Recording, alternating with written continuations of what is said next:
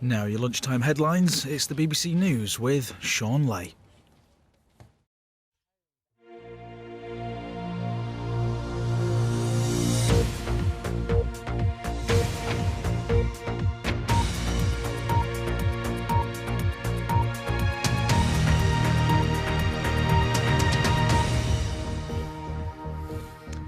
Good afternoon. The Prime Minister is being urged by several Conservative MPs to use the departure of his chief advisor Dominic Cummings to reset government.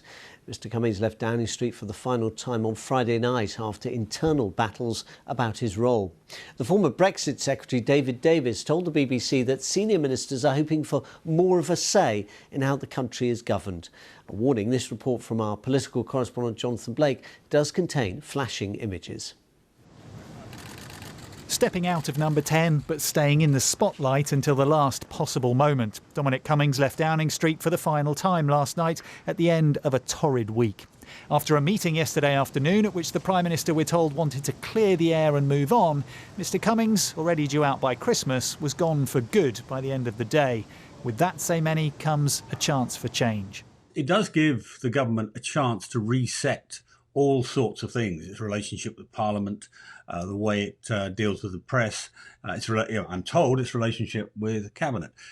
That in one respect is an advantage for the Prime Minister, but I do hope in doing it he doesn't forget the things where Mr Cummings was right, which is that many of the failures of the last 9 months have not been Mr Cummings' fault, they've been intrinsic in the system. Seen here with the Prime Minister last night, Lee Kane, another close aide, resigned in a tussle over becoming Boris Johnson's Chief of Staff. All smiles by the end, perhaps, but he didn't go without a fight. With his two closest aides gone, Boris Johnson must now decide who to put in their place. Your job as Chief of Staff, I think, is to make sure the Prime Minister is getting advice from all the different voices that he or she needs to hear from, and to try and build an effective team in Downing Street that unites the political advisors, who will often come from a range of views within their political party, and the civil service team that work there as well. Friends of both men continue to blame Carrie Simons, Boris Johnson's fiancée and former party official, for their downfall. She's said to have been unhappy with some of the team in number 10. As the drama of the past week subsides, there are pressing issues for the Prime Minister, and he can't afford for Downing Street to stay in limbo for long.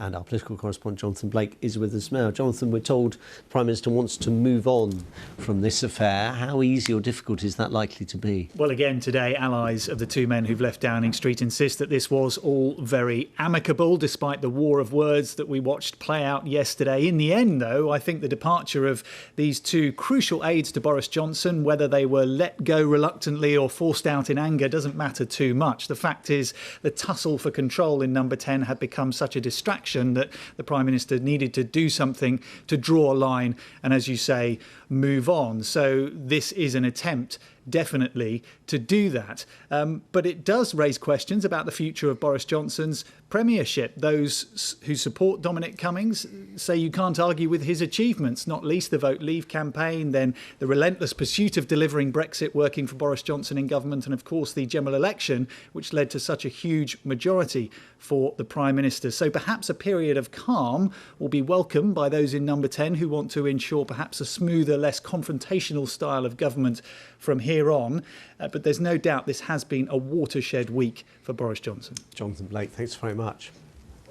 The US President-elect Joe Biden has won the state of Georgia, the BBC is now projecting, the first time a Democrat candidate has done so since 1992. The win strengthens Mr Biden's overall victory. It gives him a total of 306 electoral college votes, well over the 270 needed to be declared the winner. But since election night, Donald Trump has tweeted more than 90 times promoting claims of voter fraud without providing any evidence for it. Experts now fear that online disinformation is undermining faith in democracy for millions in the United States, as Marianne Spring now reports.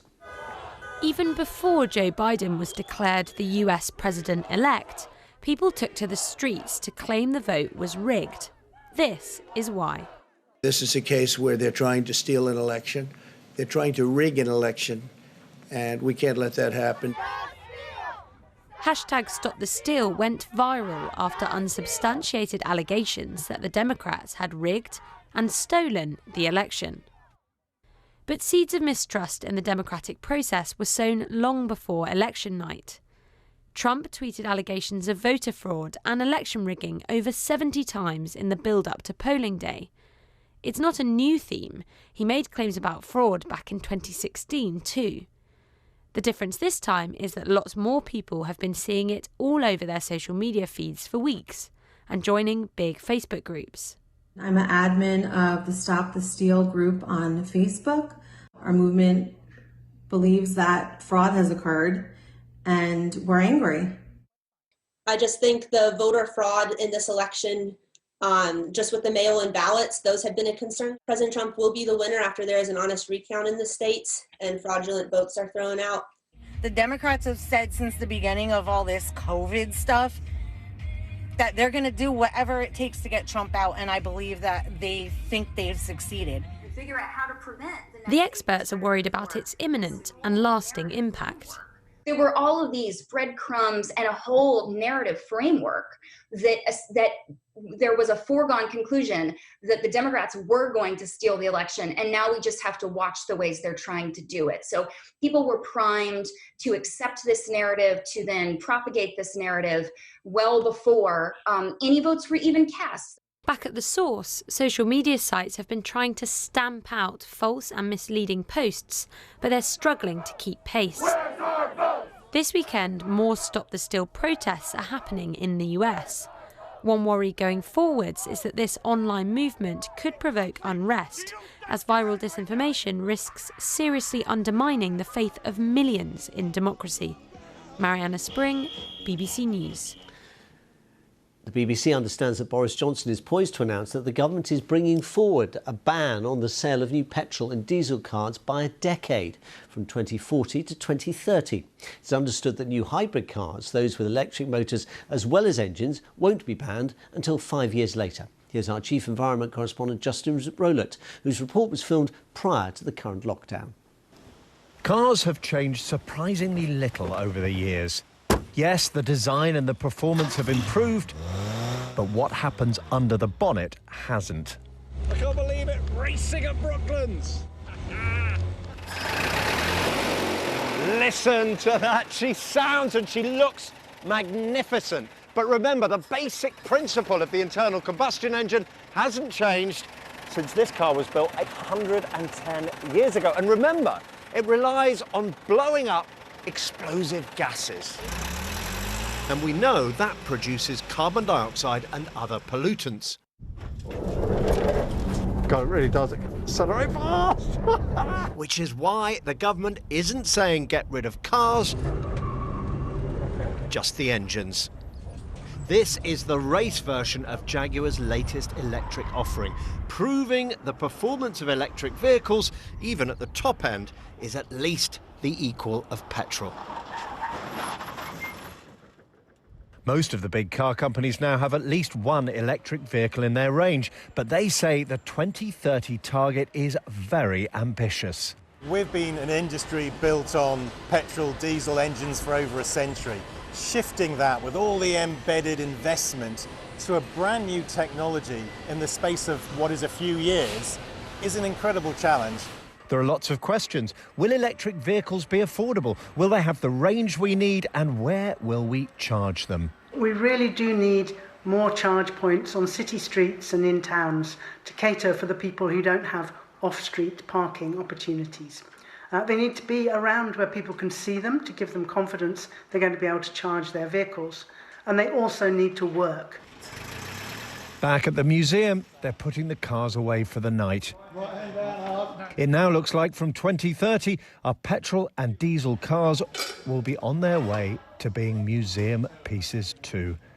Justin Rowlett, BBC News, Brooklands Museum.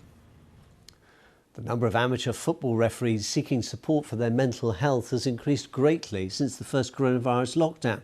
That's according to the charity Ref Support UK, which says the behaviour of players has deteriorated noticeably in recent months.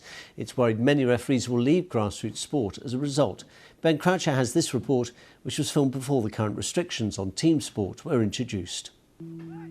You wake up the next day and it still affects your day because you still will have questions in your head of, oh, did I do that right? Did I do this right? At times it is scary and it is daunting, but the abuse at the minute is too much for me to continue. Joshua Weller's story is not unique. Up and down England, at all levels, in all leagues, this is driving many away from football. I've now taken about 18 months out of the game because I don't want to commit myself on a Saturday or a Sunday, knowing that potentially it's going to affect me throughout the week or just the rest of that day, knowing that I'm going to get verbally abused. More than 90% of referees in England say they've received verbal abuse. Approximately 2 are assaulted every week, and it can have a profound impact on their mental health. It's quite a daunting place sometimes that you go onto a field and there's 22 players and substitutes and coaches and spectators and you. And so we need to make sure that we're thinking about the mental health of referees.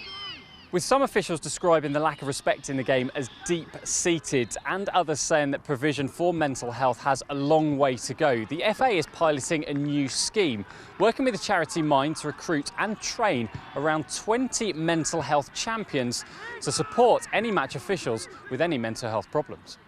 And even though there's Prince William's Heads Up initiative, the FA's Respect campaign and the new mentor scheme, charity Ref Support UK says it's noticed a big surge in calls to its helpline since the first lockdown ended. A small minority is affecting it, and a small minority is becoming bigger and bigger. There's no cohesive approach from everyone to address this really robustly and really quickly.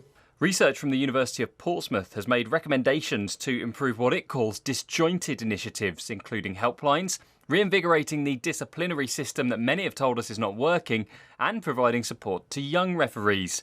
It remains to be seen if such improvements can tempt officials like Joshua back to the game. Mentally, it has helped having that time away. It's such a clearer picture. You can get on with your week, not having to worry about what potentially is going to happen at the weekend at all. Ben Croucher, BBC News, Gosport. Despite the limitations imposed by the coronavirus pandemic, the 40th anniversary of BBC Children in Need has raised more than £37 million. The pandemic meant there was no audience as a host of celebrities appeared on Friday night's shorter COVID-secure show on BBC One.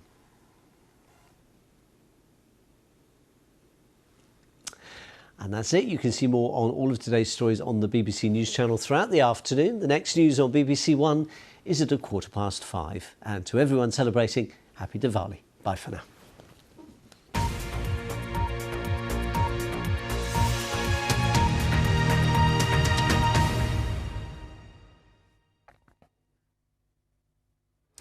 Good afternoon. Our weather offering is a